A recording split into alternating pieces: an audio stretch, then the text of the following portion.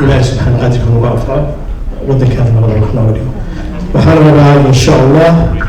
إن ماشي قرنا اليوم قلت بسؤال مقابل حفظنا بروح البرم أويس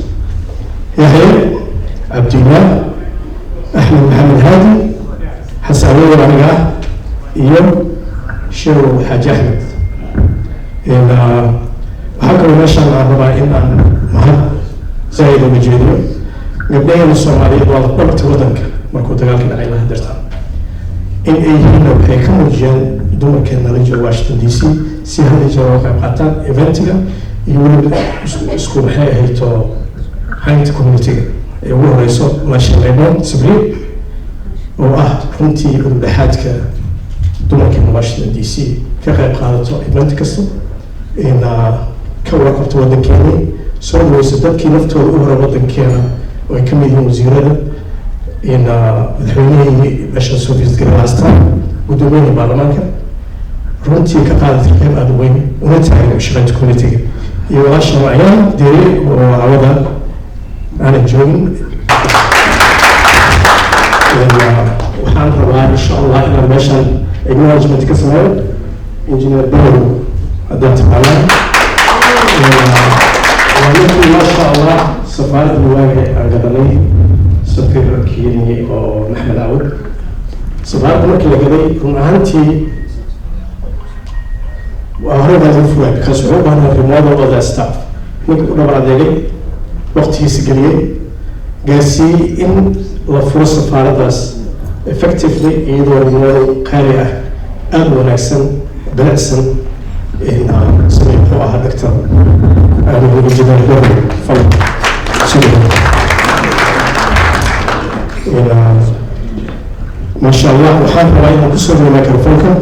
بروفيسور مصر كان البروفيسور مصر أها تنكري جامعة الأمة الصومالية وقتي دولة الإله. بسم الله الرحمن الرحيم. اللهم صل على سيدنا محمد وعلى آله وصحبه وسلم. مديرياش المروينك سفرينك مرتضى عبد إدي سلام هيا وحنا أول كان سؤال سيدا عالم إنه هاي يمكن كسوة بينه دكان كان غير واشنطن دي سي سفير كنا صوماليا أقصد أي سكولي سيدا عالم إنه هاي نهدي وحوي وحنا كون مثلنا أما كجوابنا إنه كثير ما هن جارية faraha badan Soomaaliyeed oo ku fiirsan dadka Mareykanka laakiin inaga ayuu maanta xilka ila saaray soo dhaweynta koowaad aad baa sida hadda loo sheegay waxay caado inuu noqotay inuu hawshaas ka soo dhalaalo sidoo kale inuu safiirada marka isbedelkooda laftooda ay sii sagootino safiir daahir xasan abdi ku soo dhaweyn جاليدي سومالية وإيران ديكري وحكوسو دومي ساعد عم فرن قلبي فرن شيء معرفتي ودياريين هذا أين كواشة أيام هوشة حلك لا ونص لا ده إلى الفرع كل ده ديام في جاليد عنا توصل وحوي عندي واجبات كان إلى هيك كفر اليوم دارها الصومالية أتناقش وده كان حرير كيس كور مريض الدنيا على كفر فوجد أيام ولا حاول سدا على ضرب قياسي جالين يهدرنا نروح عنه كدك سوينا سفارة دركي كدك سوينا مرح الدركة كدك سوينا مركزنا أنه أتسوس ودوانه ومعرفة الحريق وسي دوان أيام لو نتبعيها مهديان كفتهم أنا الله مغلا سفير كان سوريا سفير بعيد وسوريا عندنا سفير بعد سوريا أنت ولا حيزة حاجة دائما حريق وسيدي مهدي وسمحين محن كولا وحاولت سفارة وإجت حوشي لقولي تاي هل كده كان كسر حتى أنا قدام جاليتي هل كان ذكرين هاي وحنوبة عن دلكي أنا كورانو دلكي معلومات كيسو بعيد سنة نورانو إن دلكي صدقت كوكوين سفارة الأيدي رجليسو دلكي وحنوبنا هاي دبعتو صومر دبعتو صومر إنه وحوي تبلسو كوشلا وحنوبنا إن على كان تطبق أولود دقالة أم أولود أقويات له دلكي اللي تسكوه بعيد إن دتك جدها كتير أو دقالة هاي أما قوتها هاي معناتها قوت وبعنا سيد الرسول لها سيد الجنين تلوري رجين لها سيد الجنين هل كان كل رتوي وما تدل كأنا وضو يا نيني أركان لو رجين لها سيد الرسول حيلان مدركها من هاطر حيلي فرصة بيكان من البروفيشنال أيلي حق عافماتك حق محل هذا وحبر شذا حق هذه التكنولوجيا اللي أنت نارت اللي هو أديك سنة إن ذاك يروحوا حيصوص من كان سبيل ركع قاول وحيور سين كان توبرهم على هذا وزارة هذه بيسين كان هي وحصلوا حاول بعن وأول سفارة أول بدل تقال بيشر تقال بيشر وهذا وحاوي وعنو سفارة هاي كان ممكن لقى سياسات اللوشة يعني حرقي بسدة يكرر عسيد وحاجالية أي فوشي لكن هذا الخيار هو وصلوا لهذه المشكلة بسنة أي جهة ممكن يحولوا عصنا المعرض اللوفي يشوف لو يراد الهرب كليه أو سو ست مرة أي بسنة بشقين عيانة إذا يهدوا حمان كثيرين هي وبيش سفارات كثيرين هي أدمن حسنة يا رب لو ما رتبع كبقنا إن ذات كما رسول سفر لهاي سفارة وأعراض وصوصي لهاي سفارة إن يرد كان وصل ولا بكرتبة كمدة الجوجو بس أكثر التنو كله هدي على كل هاي ذلك ذكي شيء يبقى أيضا كسر يعني أولها سفر لو بعنا يعني أين مصابر كقوة شقينا تسافر كسرنا أنا أقول لك إن هو فاز إلى أين هو هتكون فضولية أربع مسنتين السلام عليكم ورحمة الله.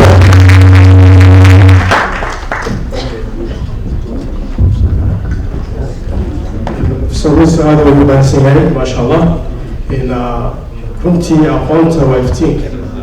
إن كان وحوها دينك جامعة الأمم الصومالية إن أردت بدن سوكي أياك من الدتك ما تودي فوجئنا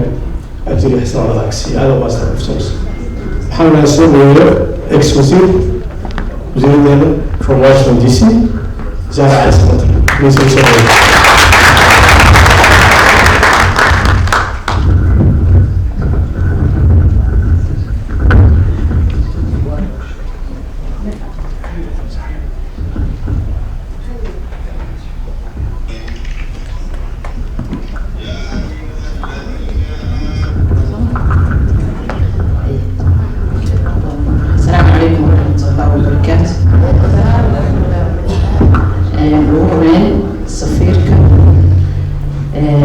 شرفته دمان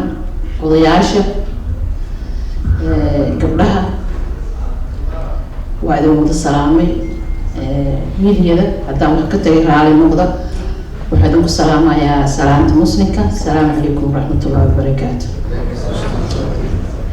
hadal badan ma hayo laakiin waxaan rabaa inaan si xushmad leh u soo dhaweeyo safiirka ودنا سفير كسر دور إيران واشنطن دي سي أنا وكهد لا مجا قبلها تذكي دجناها كان مدلر واشنطن ميرلاند فيرجينيا وحنا كلنا هيسودو أنا سفير كأمي تشانس عن كل شقيه لكن مضير أيام وقتي حفيز كيسا soo bartay ama aan is aragnay waxyaabo badan runtii aan ka wada hadalno oo aad aan uga helay ayaan rabaa inaan idin wadaago backgroundkiisa safiirka academic way asagaa idin sheegi doono laakiin kelmadaha uu ila wadaagay waxaa ka mid ahaa wuxuu yiri waxaan rabaa Soomaaliya inaan ka shaqeyno inaan wadankii wada leenahay intii uu joogay wuxuu soo booqday dhowr isteedii uu tagay wuxuu isku dayay mujtamaca Soomaaliyeed ee degan si inclusively يعني قبلنا عن كم قنين إنه أركو كنت أنا ما بحل مرة في قارك وينو الصوماليا إن تلتقى الكيوت أنا بكسر كده لكن صفير كله إلى وذاك بيري I will try my best Somali حتى استيدين إن أول تبو أن أركو Somali وذجيرة مسج كيسر وأها ووضب ووضلنا قبلنا قبلكم كم حب بدنا من كم أمحاكم إلى هذا تبر بدنا ووضلنا وحن هكا أفق ينور حواي إلى مسج كينا good view هرتصفي وحن كل شيء لا for long time أوانا أسكيهن أنا السفارة المقابل وحاله مع النيبة إن وض وحتكينا إلى قرب البيت من وطنك أنت أسمعين وأنا بجفتا وأنا كهلي مركو بروفيسور كلها تدقونها هاي كان جوجا لكن وحنا نمكن إن أول شقيمه إن المسج كان جاهزينه سفير كانوا يري especially right now هذا تورشة صوص عطوا بقية مرا وحاسك جروحها إسأفجروا I'm here to listen. I'm here in our hanaka kujoga in a good view message. I really like that podcast. Another idea. Another idea. Safir أنا شقيم. أكتير بدنا عن حيثنا أشونا كل قدامنا هدي أكتير في عنتها. هدي أكتير إذا بسكينيسو. وحي أن أنت أصو إيمانية سنة لا إيمانية أن أبد بين السفير كان أسرع من مسؤولة أصيب بناء مرة بعد الحمد لله سفير سود لو أنا هدان قبله غير واشنطن هاي أفكار كويل وعن كل شقينا هل كان فديان قالوا مقيمين هونتي وحنا ما حكرنا ومدة أنا عم قاعدين نقولها إن شاء الله قولها جينا يا وحن كلو ربا إن هل كان كمهد إنه سفارة ستاف كلا جوان هل مرة بإنا أمك عارض كنت وحي كل شقيان مرحلة أذك دوبيتيغا بحو أها قبردي بحو أها عصبية جعفر كل وحي كل شقيان مرحلة أذك أيضا وحن ربا أنا وفرصة كدفة إلي سنة إذا ما أنا إلا وأنا إذا كبر حينا قوليس شقفي عاد سفير قصة إمام سيدة الأول شقيسين أهلا مقصود أغنى سفير زولوا مهدسين ويلكم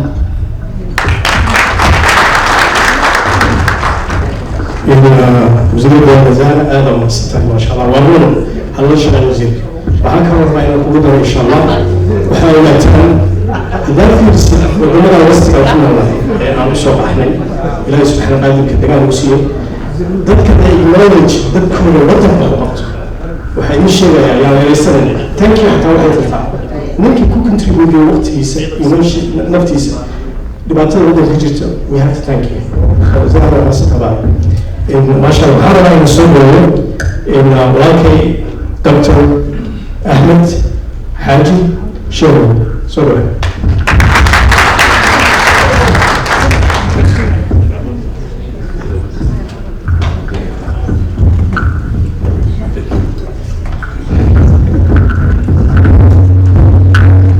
السلام عليكم ورحمة الله وبركاته.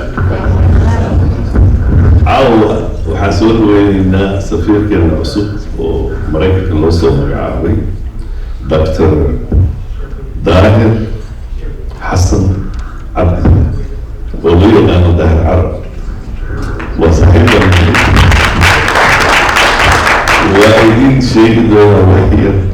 background kiisa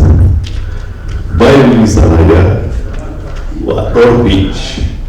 marka waxaa laga codsaday biologiga soo gaada inta ugu muhiimsan uma sheegaya inta kale asaa dhamaystiraya oo fadhiya Dr. Hassan Dahir Hassan ambassador keena wuxuu ahaa dean rector-ka Simad University ama gudoomiyaha Simad University wuxuu kaloo noqday founding president dadkii aasaasay Association of Somali Universities wuxuu kaloo noqday boorka wuxuu ka qayb galay Morogoro University Tanzania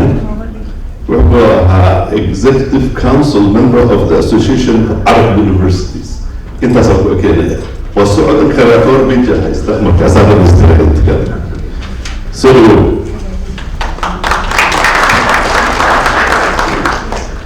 safir caawa waxaa farxad weyn ii ah inaan jaaliyaddan ku baro safirna aan jaaliyadda baro hadda biologiisa akriya waa xoogaa fikrad baa ka haysataan safir again waxaan ku barayaa jaaliyadda DMV waa DC Maryland iyo Virginia ay ka yimaadeen dadkan ama munaasabadan waxaan ku faraxsanahay dadka soo agaasimay iyo dadka ka qeyb galay waa dadka ugu firfircoon magaalada inta joogto waa inta ugu firfircoon waxayna muteystay inay noqdaan labeynta ama creamka ama labeynta community-ga jaaliyadda idinkaa saacabka leh jaaliyaddan sidaa hore ugu maqashay waxay kocaan baxeen inay soo dhaweeyaan kulli madaxda Soomaaliyeed ee meeshaan timid DMV-ga مثلا waxaan soo dhaweynay madaxweyne walba oo soo doortay waxaan soo dhaweynay ra'iisul wasaare walba oo soo magacaabay waxaan soo dhaweynay gudoomiye baarlamaan walba oo muslima iyo safiir walba oo soo magacaabay Washington DC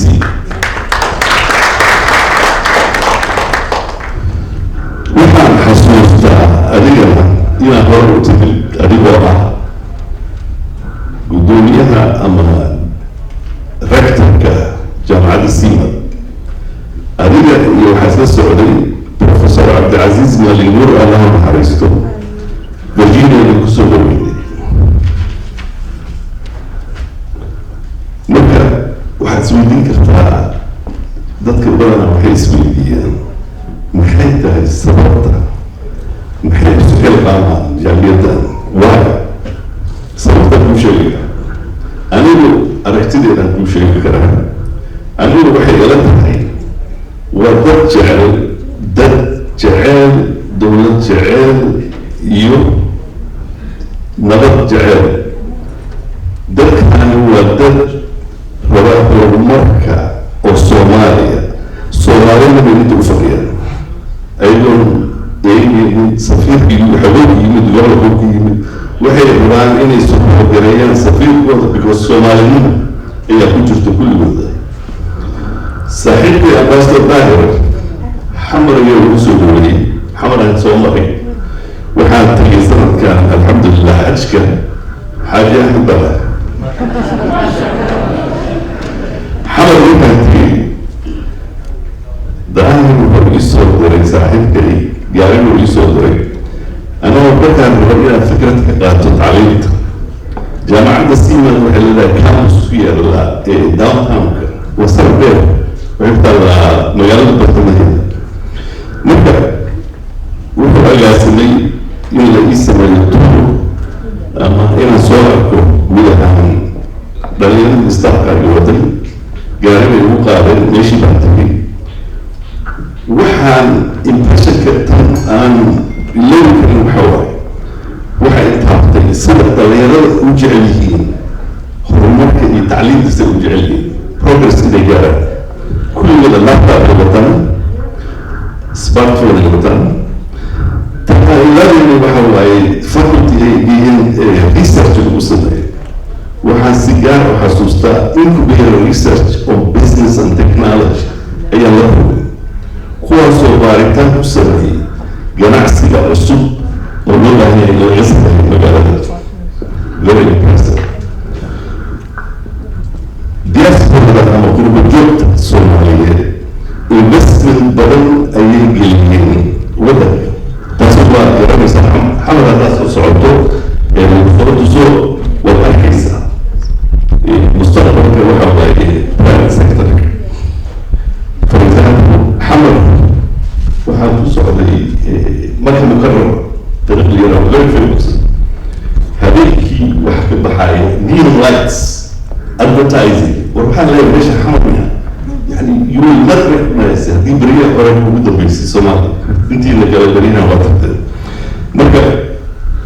kuwa ka yimid Maraykanka waxay u bixiyeen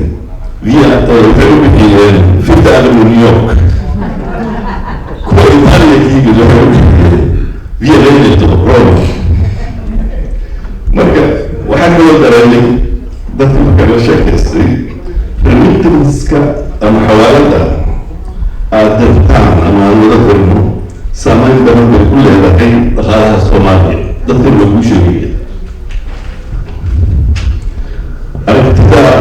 aragtidayda dowladda iyo beesha caalamka intii tabartooda way wadaan hoosha way wadaan. Soomaaliya waxaan rajaynaynaa ilaahay inuu horumar iyo progress inuu gaarsiiyo. idinkana waxaan leeyahay maamaha Soomaaliya waxaa jirta lama huraan waa cooskii jiila aan wada jibin badno aan wada qabsanno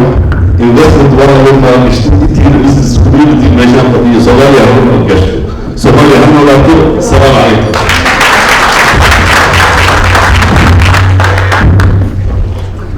حاجة أحمد حاجة أحمد أنا السلام ما شاء الله حكي هذا في ما شاء الله هو كده أنا كون 4.5 عندنا كوسيلة مع أروح أي شيء أرني ولا شيء أنا نسوي ما شاء الله.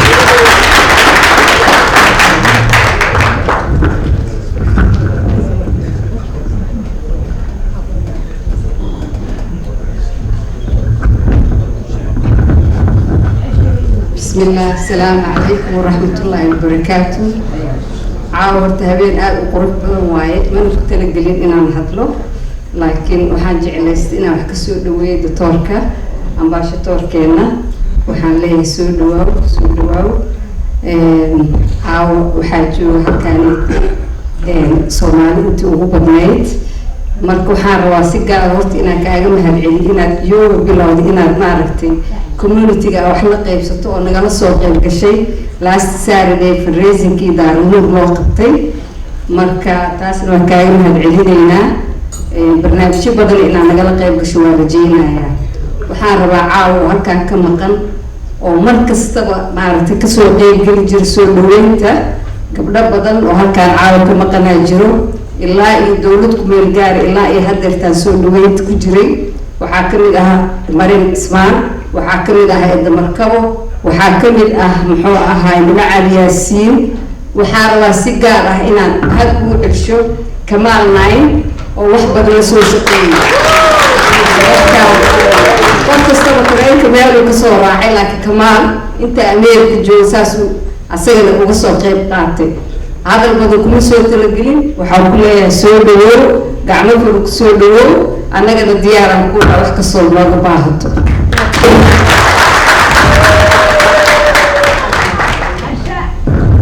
معلومة أنا نسيتها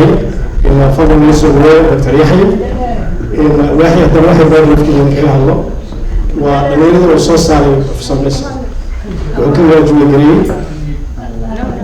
political science and culture جامعة أمة الصومالية يحيى سلوم.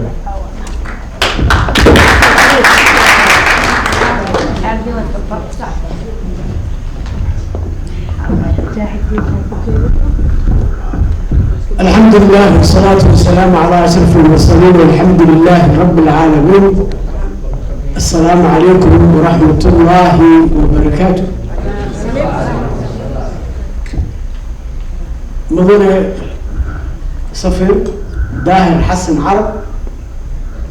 قالوا لنا سفارة مرت شرفك DNV عاوة سيد قرح دبلن نوعا ولي مالي نوعا مري وقت يقولوا نهري وما سنتي سومالي وحيت هذا أفكار قيل وما الله محاب منها الله الله وحيد من مال القاتي وعن ربا إن السفير كي سود ويسان سفير سود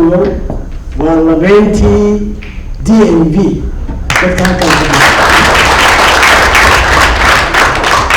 waxay iskugu yimaadeen horena ugu imaan jireen meeshaan ay u tahay dhaqan dowlad jacayl wadannimo inay wadankii qurbojoog yihiin ay idinka dhex arkaan safiirada madaxweynaha wasiirada dadkii yimaada bal inay la casheeyaan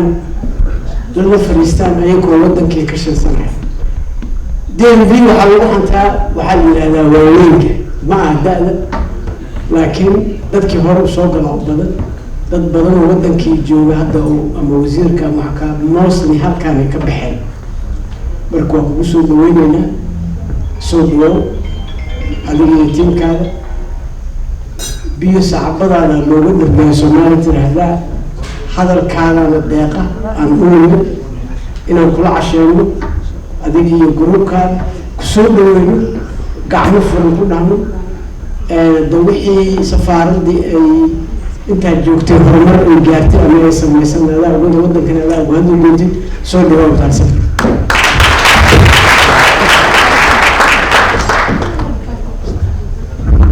يحيى دكتور يحيى هذا منصتها ما شاء الله إن إلى سوري الفضل أحمد محمد هادي أحمد سوري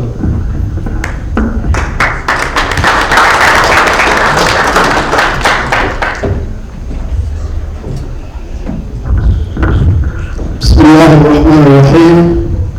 الحمد لله رب العالمين وبه نستعين على أمور الدنيا والدين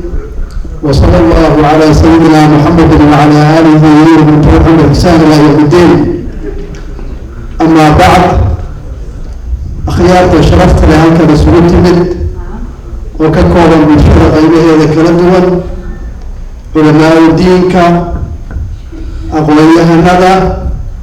وضياش وحقرتك جناحتها إلى أبوها يتوكلا وحنبيك السلام يا صلاة الإسلام السلام عليكم ورحمة الله وبركاته سلام كتب إلهي ما معدي اسكالي هلك الموقف السيئي أنه صور إيرين سفير كيني داهر أمباسطور داهر كسر له DNV dadka adigu waa dadka lafdhabarka DNV waxaan ku leedahay soo dhawow lacag furan ku soo dhawow jaaliyadaada Virginia ku soo dhawow jaaliyadaada Maryland ku soo dhawow jaaliyadaada DC ku soo dhawow sorry DC ma deganaayo intaas kadib سعد السفير أمباسطور كيلي جاليدان وحيكاس سوغيسا وبحين كوهر إلى كسيسي ودن كينا وأقولنا هاي ودن كنا حادو كسوغيها هسيا هاتين وحالوني بنا كامل يسمى وبحين تانا وكسور وينينا خطبتين ومتبقلين إلى أن كان جديد وأنا هنسلته كسوق القريات شهدا السلام عليكم ورحمة الله وبركاته. ما شاء الله. فركب الله فاضل وحماش جو لكن وسع وكتيبه ومن آليات كوميتي عن آل وسع شقي ودمر ذي إن كم ده ضد كان جير في فرعون قيب هذه الأكاد كوميتي عن نقطة from school to all the way events. بسم الله الرحمن الرحيم والصلاة والسلام على النبي أشرف المرسلين. السلام عليكم ورحمة الله وبركاته. It's a privilege tonight standing in front of you, and a great honor to introduce you a special person. Ladies and gentlemen, he is a son, he is a father, he is a professor, he is a PhD holder, he is an ambassador. I would like to take the moment with you to stand up before I introduce your man and give an applause. His name is Ambassador Tahir Hassan Arab as a nickname. Please stand up with me and give an applause to the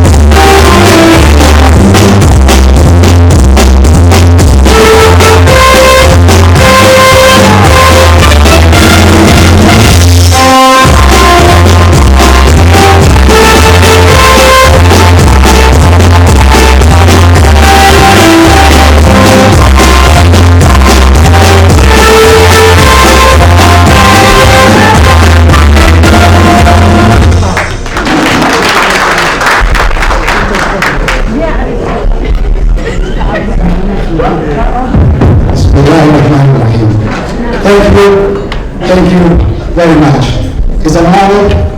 tonight to share with you the welcome of the ambassador. But ladies and gentlemen, I want to share a few things. I come from a small town in Mogadishu, raised by a single mom of 4 children. But she told me one thing in life, to respect any Somali no matter where they're coming from. It doesn't matter if you're from the south, it doesn't matter if you're from the north, or from the east of Somalia, or from the west of Somalia. At the end of the day, we're here together because we have a dignity. It's a country we can always take in our heart. So we can disagree in our geographic area, in our tribal situation. But tonight, we do have an ambassador who will be the bridge to this all-tribe situations going on, from the background to Virginia, in the United States. Mr. Ambassador, you represent the dignity of Somalia. You are the face of Somalia. The ambassador still has the dust of Somalia, smell of Mogadishu. So we need to consider what we do with this embassy. It's our embassy. When I went to visit the ambassador, you cannot understand how it was to me to walk in a building which has the Somali flag. When I stepped in, I said, I am from Somalia. And that was an honor and a privilege to share that thought. But tonight, we are united, but to forget what happened in the past. Mr. Ambassador, you're going to be the bridge of Somali people in the United States and around the world. You represent this government.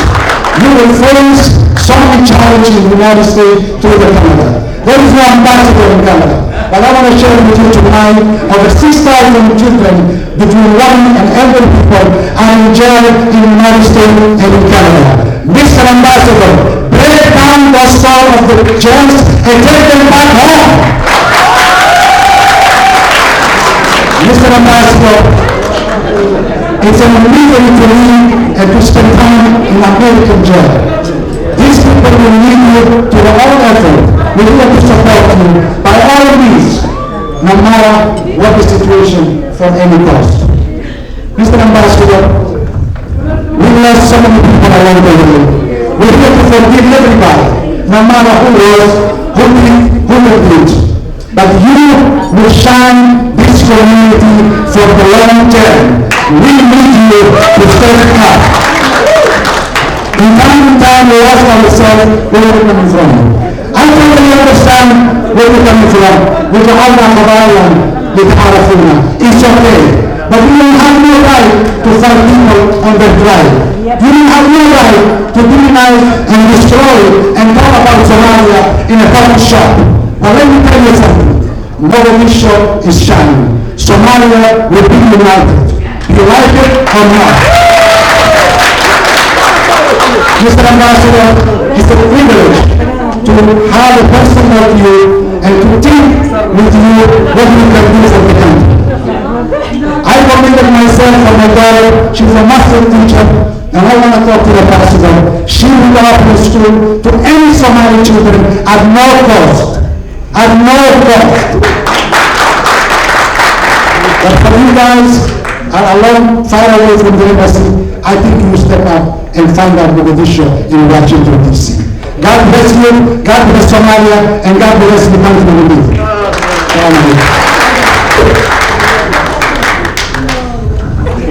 My brother West, thank you very much. Great speech. أنا كأجمع لنا إن شاء الله. فضلا مركز الإجلس الجمهورية.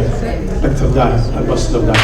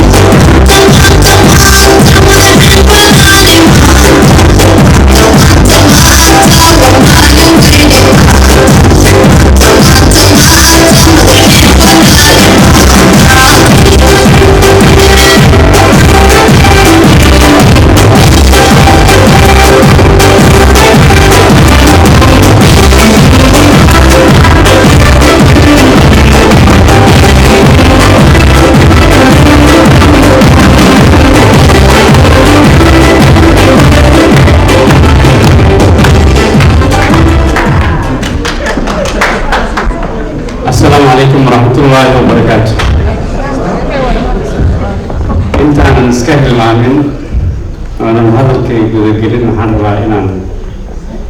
يسوع بديو سلام لحين جمهورية الفدرالية الصومالية مدن حسن شيخ محمود وإذا ويديستين أن سو كارسي بعدما أن كور بلي كور كان عاورنا كان كتر صومنا هي وسودوينا هي سفارتها ودهان قارهان سفيرك كسلام تاس أنا أقبشان ورجينا إن شاء الله مركبات حنادي أنا قمت علنا هي سودوينت ملكها يشرفت به يا الله سميسين هداتي هي غير ميرلاند فرجينيا iyo DC markii ugu horeysay oo lagu soo dhaweeyay ma ahan deegaanadan 2009kii mar aan imid wadankan waa lagu soo dhaweeyay 2016kiina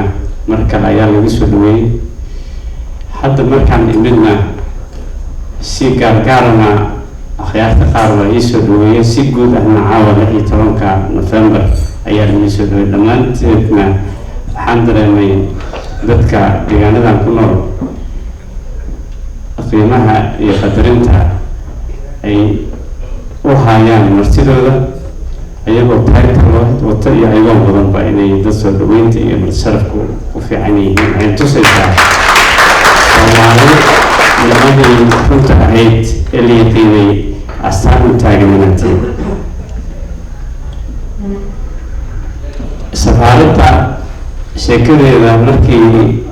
la iisoo magacaabay taariikhdeeda dib baan u raadiyey laga soo bilaabo ra-iisul wasaare cumar cabdirashiid oo safiir ka ahaa ambassador axmed cawad ambassador cali shariif sidaa usoo dhaweyseen qof walba ayaa ii sheegay anoo dalkii joogay iyo markaan dalkan imidba inta aad iyo aad mahadsantihiin walaalkeen cabdullaahi barrowna sheegitaankiisa si gaara usoo laalaabatay bacdimaa shaqadii uu qabatay shaqada qaarna waa mid raadkeeda sii muuqdo midna oo mid la hilmaami karo marka bacdimaa dayactirkii safaaradda uu gacan weyn ka geystay adinkana aa ku caawiseen aad baa loo sheegaa marka cabdullaahi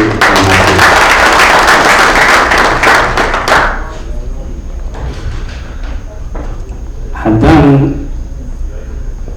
wax yar ka hadlo odayaashii iyo gabdhihii iyo culimadii halkan ka hadlay dee hadalkii aad sheegteen ayay wax walba ku dhan yihiin sheekh maxamed ayad qur-aan ayuu soo dalisaday wuxuu yihi wactasimuu bixablillahi jamiica haddii aanu dee ilaahay dad muslimaa nahay iimaan leh diinteedana ay wax marayso waxa ayna farayso ugu muhiimsana waa midnimada ummadda dhexdeeda ah waana xasuustaan dagaa ay kusoo degtay aayadda magaalada madiina xilli dadku nabiga martida u ahaa ay caadifado qabiil iyo casr jaahiliga wax la xiriira ay soo xasuusteen oo ayba isdarari gaareen nabiga iyo dhex jooga marka taasna weli ummadeena qaybo kamid a ayay soo saaraysaa marka sheekh maxamed waa maasan yahay wasiir sahra dee guri dowladeed bay ku dhalatay dowladdana way usoo shaqeysay oo tii wasiirka ka ahayd haddana markii ay aan is aragnay safaaraddii igu timid talooyin wax ka ola ayay ila wadaagtay marka adinkiina wakiil idinka ah gaar ahaan gabdhaha waxay muujinaysaa qofkii gabdhaha ay garab istaagaan inuu guuleysanayo marka gabdhaha aad baa ugu tasanayaa wiilashayaan igu haleyn haddaan warbixin kooban idinka siiyo dalka dabcan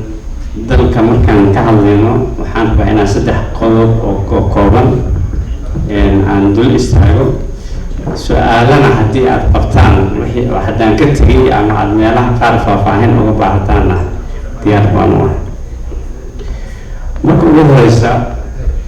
Soomaaliya 1960kii dowlad noqotay Abuubakar Abiis Aadan Cabdullaahi madaxweyne ka ahaa cabdirashiid cali sharmaake madaxweynahaas ayaa bedelay xamsaad baraa bedelay gaab ayaa dhacay 10 sano ah dagaal sokeeye dad Soomaaliyeed adinkeeda kamid ah xilligaas saaba laga yaabaa inay dalka soo tageen oo duruufo kala duwan uga soo tageen 2000 ayaa carta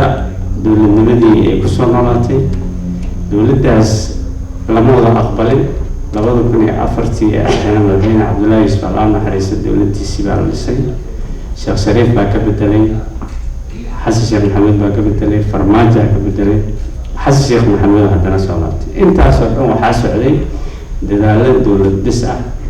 oo maalinba qofkii la doortaba iyo baarlamaanka yimaadaba iyo xukuumadda la dhisana waxbay ku darahayeen dadaalka dowlad dhiska Soomaaliyeed anagu federal system ayaan qaadanay ayadoo markaas loo arkayay xal dadka Soomaaliyeed xukunka loo daadejin karo federaalkii ilaa xad uu shaqeeyay laakiin marka loo barbar dhigo federaalka Jarmalka ka jira iyo midka Mareykanka ka jira iyo midka Switzerland ka jira iyo midka Malaysia ka jira weli bisaylkii la rabay lama gaarin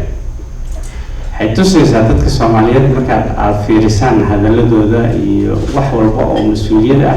waxay saaran tahay dowladda federaalka wixii alaabana iyada loo haystaa wixii hagaagana iyada askale weli inkastoo waddanka federaal yahay laakiin haddana waxaa weli la soo eegayaa dowladda federaalka marka qof walba oo xilka yimaadana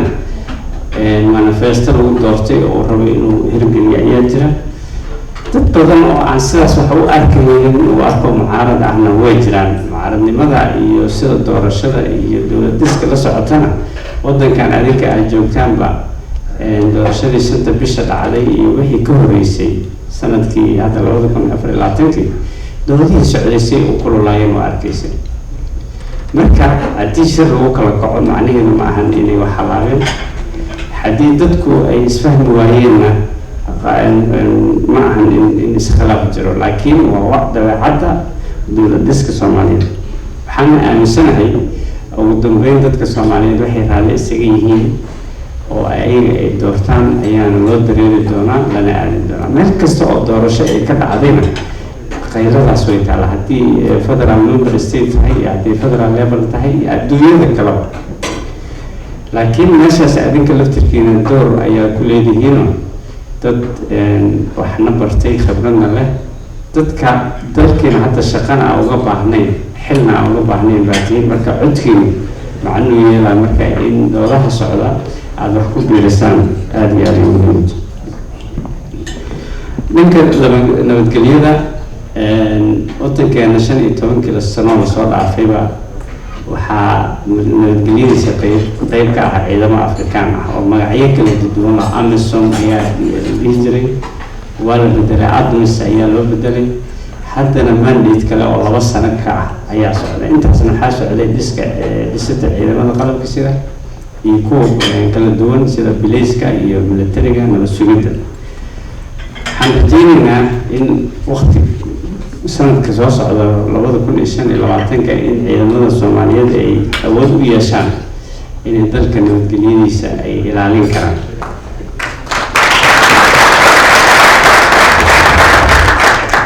dhanka dhaqaalaha marka laga hadlo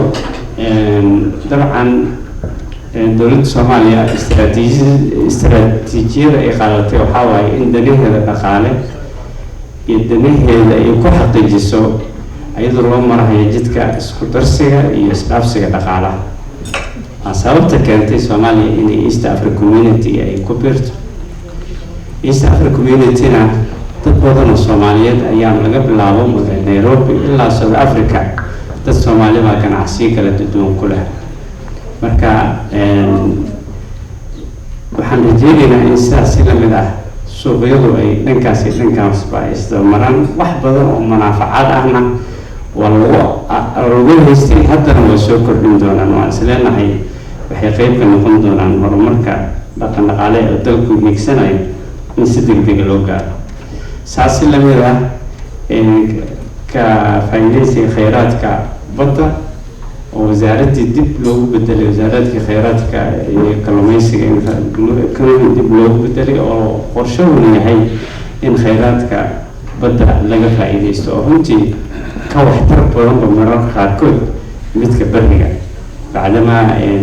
roob la-aan iyo abaar iyo daad intaba ay sababtu saameynahay in uu dhaqaalahaas la horumarin.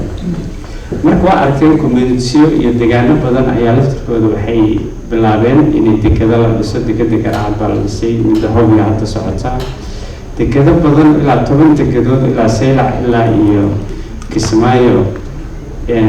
xuduudaas dheer oo badda in dekado badan ayaana qorshaha u yahay inay kasoo baxaan sanadaha dhow si dadka Soomaaliyeed bacdamaa dadka wax barteen fakarkii iyo hawlgaleedkii aan ku noolaan jirnay daa Soomaalinahay oo beeraha iyo xooluhuna haddaba laga sii guurahayo in dadkii loo diyaariyo in hab dhaqan dhaqaale cusub laga qabto. mid ugu muhiimsan oo marka laga soo reebo tiknoolajiyada iyo in dhanka khayraadka badda ka faa'iidaysigeeda xoogga la saaro. waxaa saas la mid socda in saxmin rasmi ay ka bilaabatay xeebaha Soomaaliya oo aan rajaynayno in sanadka 2025 bartamaheeda ay soo dhammaan doonaan daraasadahaas oo horeyna loo hubiyey in shidaal uu jiro, laakiin la rabo halkee ceelka laga duleelanaa si shidaalka ugu badan halkii ceelba 10 sano 20 sano 30 sano ceel shidaal laga heli karo intee ugu habboon baan laga hadli doonaa. waxaa la qorsheeyey in wadanka Soomaaliya maadaama meel muhiim ah ama buqacad muhiim Ilaahay ku beeray in global logistic habka wadanka adduunka socda sidii dalku ugu beeri lahaa iyadana qorshaheeda waa la dejiyey.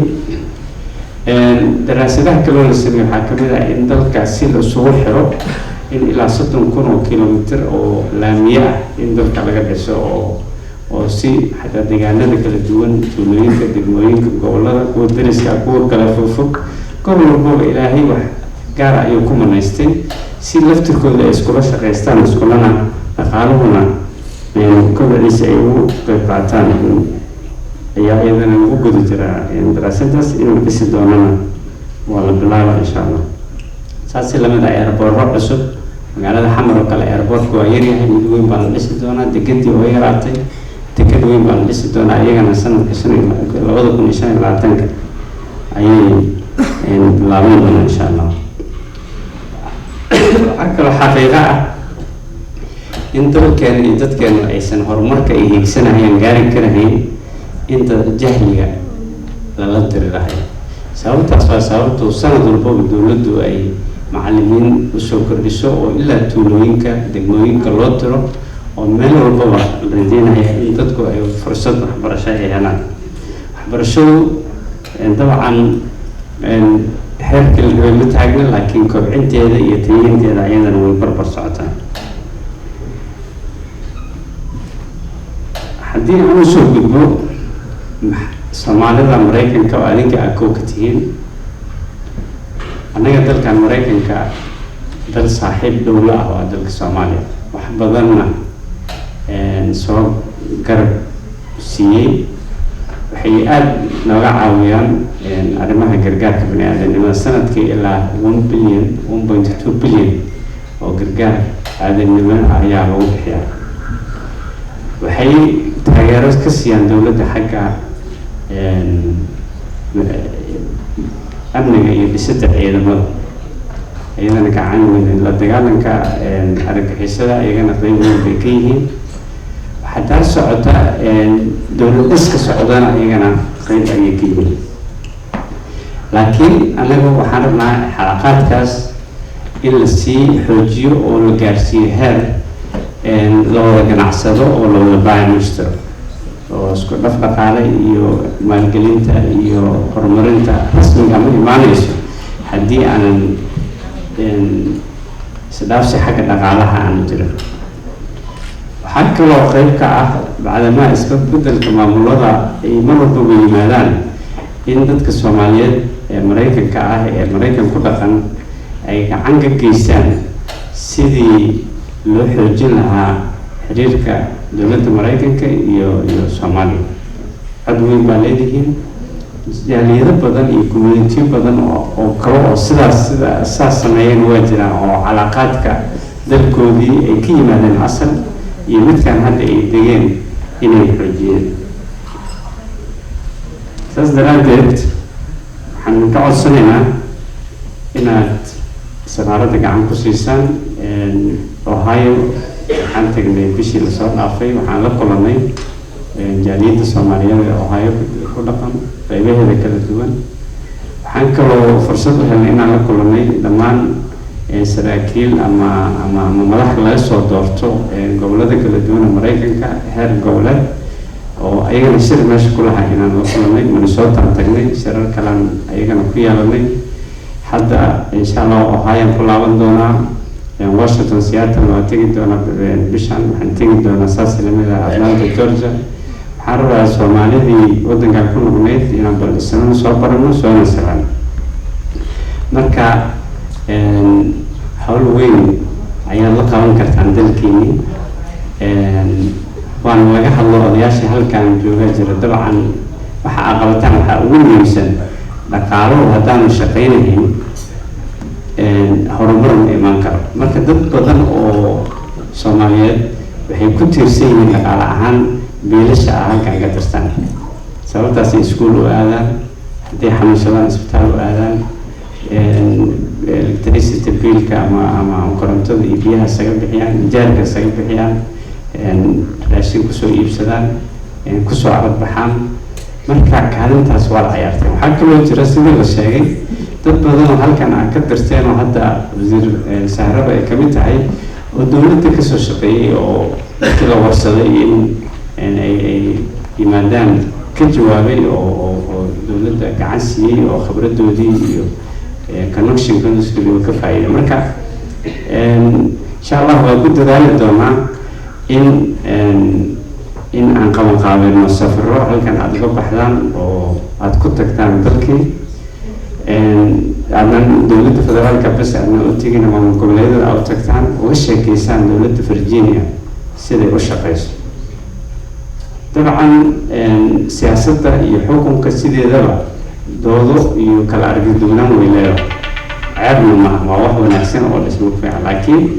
إن أقول إذا كو مقلان أو أسود كبيستان هذه يعني الحمد لله أنا كان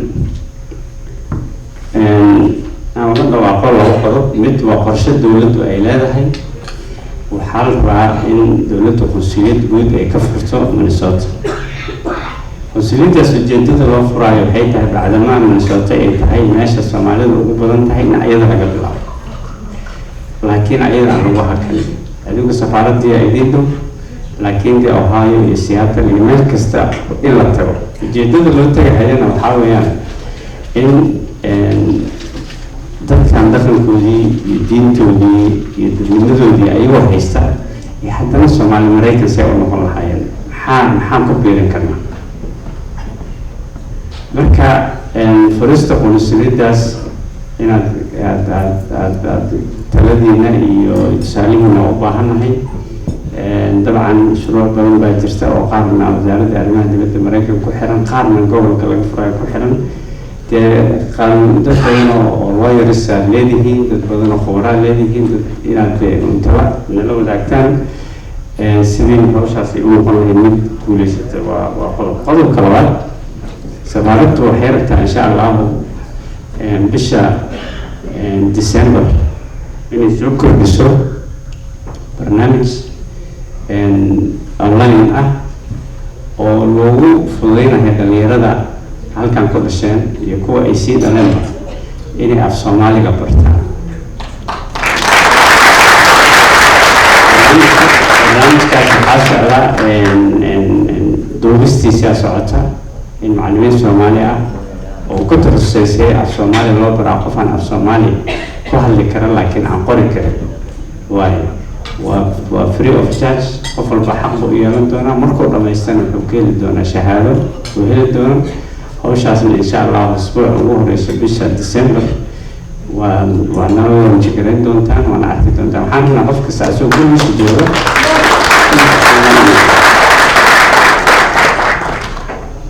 وحنا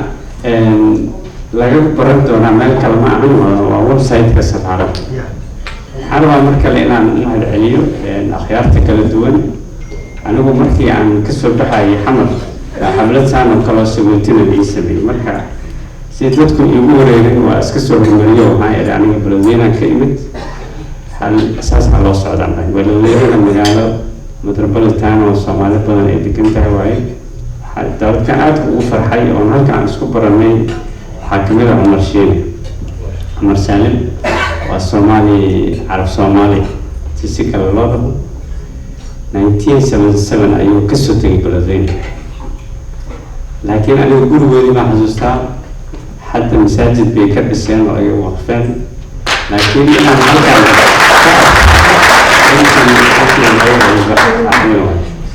أبوك رأى سجنا أنت أنا بدلهم بمرها كسوتي سجنا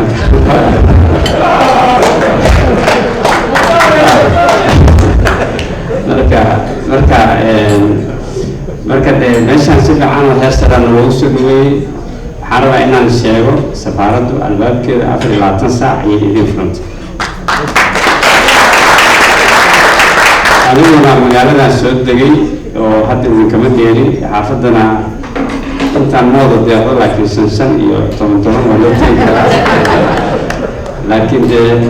بربع حلويس أيام عزومي دونا وحافظ يعني دونا إن شاء الله وأنا سفرنا دونا عروتي حاسكي اللي هو إلى السعودان وأنا سؤال ويسين وأنا سيد ومن إن شاء الله تعالى ضد بدنا خلقنا جوجا عاد أسود ويرشقين marka aan wada soconno anigu wax allaale iyo wixii tala ah ama tusaale ah aan dalkii u haysan inaan ka wada shaqeyna diyaaranahay dalkaas anaga wada dhexay waxaa jira oo aan dee in aan isu sheego u baahnayn khatarta Ethiopia ay maanta ku hayso wadajirka iyo midnimada ummadda Soomaaliya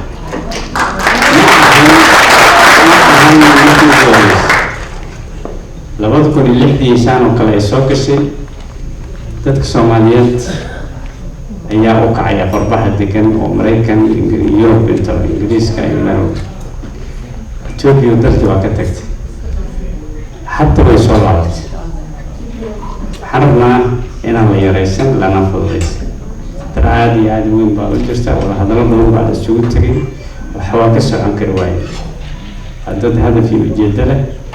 جدله هدف كاسن إني إلى وعان من ماذا يولجرك أو ماذا الصوماليين واسك حقيقة وحول بقى اسكو قبام ممكن أيو ككروي ما المرور بقى أصلا مدون الجيران ونسيم الأبايع مركز سؤال وانا عندي أروح هاي هديت في أرياش قار قبلها قار أي طبعا وح عن الشيء اللي وحكوا بعدين إن ديار وهنا كجوابه وأنا ما سنت